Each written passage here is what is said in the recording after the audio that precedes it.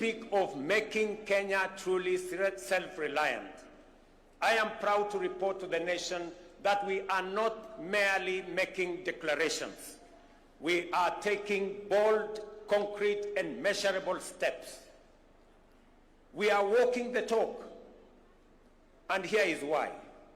For decades, our national savings culture was stagnant compared to our neighbors in Uganda and Tanzania and elsewhere. Until 2023, just 2 years ago, the average Kenyan worker saved only 200 shillings a month through the National Social Security Fund. Over a span of 60 years, we collectively as a nation managed to save 320 billion. In 2023, we operationalized the law mandating a savings contribution of 6% by both employee and employer, and the result has been remarkable and impressive. In just 2 years, we have mobilized 280 billion in national savings, nearly equal to what we saved over 6 decades. By end of this year, we will have doubled that 60-year figure, and by 2027, we project to have raised close to $1 trillion in domestic savings. Kenya's savings to GDP ratio currently stands at between 10 and 12%, depending on the calculation you apply. My intention is to raise GDP or savings as a percentage of GDP to 25% in the medium term. That will enable us as a nation to build a pool of resources that we can use to lend to the SMEs and the private sector, and we can grow more businesses and reduce the cost of borrowing so that the double-digit borrowing of 18% or 20%, it is not possible for us to grow our economy, to grow more business, to expand enterprise if the cost of borrowing money is high. We must bring it down to single digit. And the route to bringing it down to single digit is to build greater savings in Kenya. I want to thank the Kenyan workers. I want to thank Dr. Atwoli and Kotu and FKE. When we sat down with them, they saw the point when I made the case to them that it is time for Kenya to measure up to what other countries are doing, and we have to make the necessary decisions so that Kenya can build savings in a manner that it will help us, one, reduce old age poverty. When I came here for celebrations, Atwoli here told me Kenya is number 92 in the worst countries with old age poverty. Because if you save 200 shillings, when you exit at 60, maybe the entire savings you will have made is like 70, 80,000. 70, 80,000 will not last you 2-3 months. And that is why, after retirement, many workers die. So we must make sure that after retirement, all workers will have a decent livelihood, and they can have a good measure of pension, and also make sure that they can have monthly income coming from their hard-earned savings when they had the energy to work. The blueprint of our inclusive plan in the bottom-up economic transformation agenda is anchored on 5 key pillars: agriculture, micro and small enterprises, universal health care, affordable housing, and the digital and creative economy. I must stand here to thank the Kenyan workers from across the divide. You all remember that in 2022, we had challenges of food insecurity. We had challenges of inflation. We had challenges of exchange rates. I want to say and to report to the country that after 2.5 years, our Kenyan farmers have done a tremendous job. They have produced food. We have supported them. We increased our maize production by 40% in the last 2 years. We increased our production of coffee. We increased our production of tea. We have increased our production of sugarcane. And today, our import bill, importing maize or sugar or the other commodities, has gone down because our farmers are producing more than they have done before. We must commend them because they are working for the people of Kenya. I must also say that because of the interventions that we have made, inflation has come down from 9.6% to 3.5% this year. Exchange rate has come down from 165 to the dollar to now 129 to the dollar.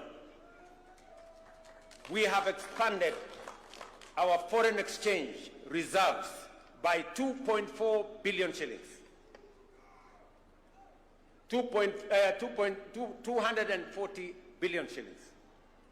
So we have made progress. And that is the reason why the IMF last week listed Kenya as the 6th largest economy. In 2022, Kenya was the 8th largest economy.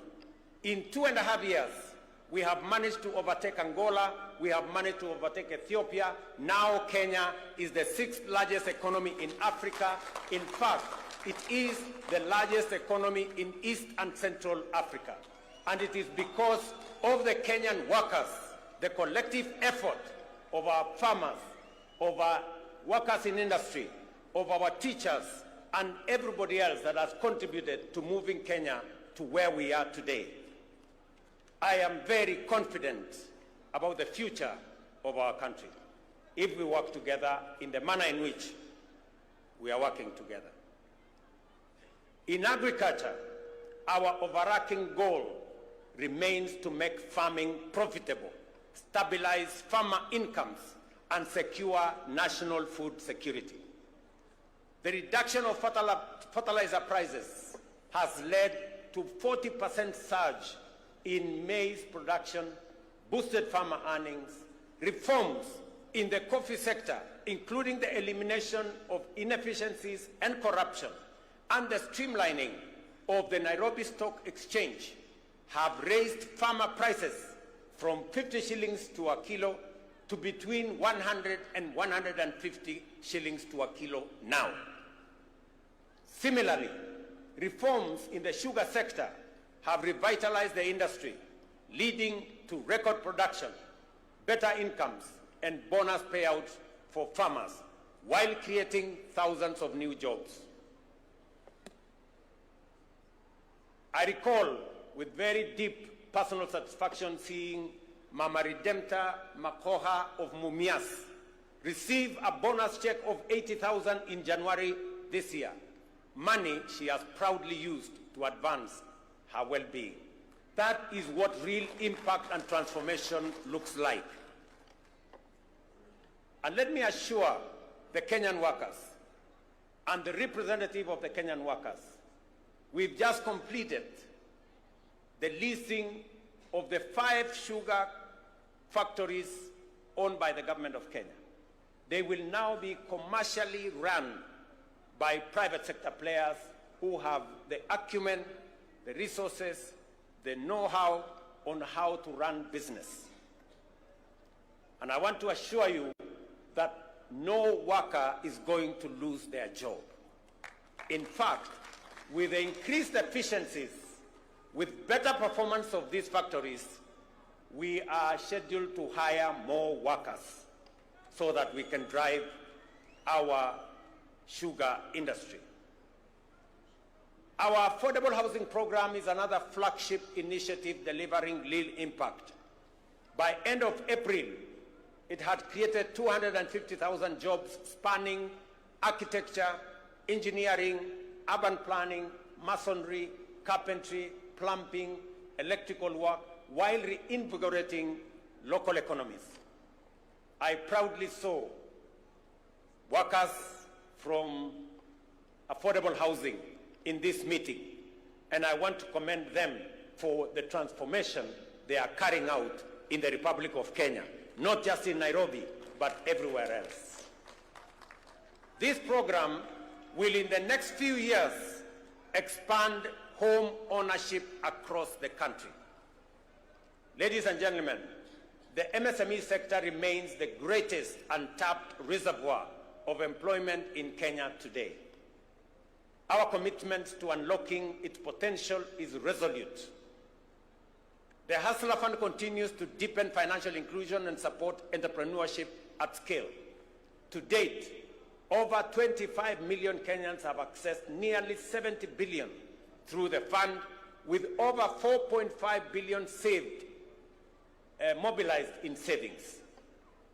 We have also introduced a 9-band credit rating system to formalize credit histories and unlock new opportunities for those without traditional collateral.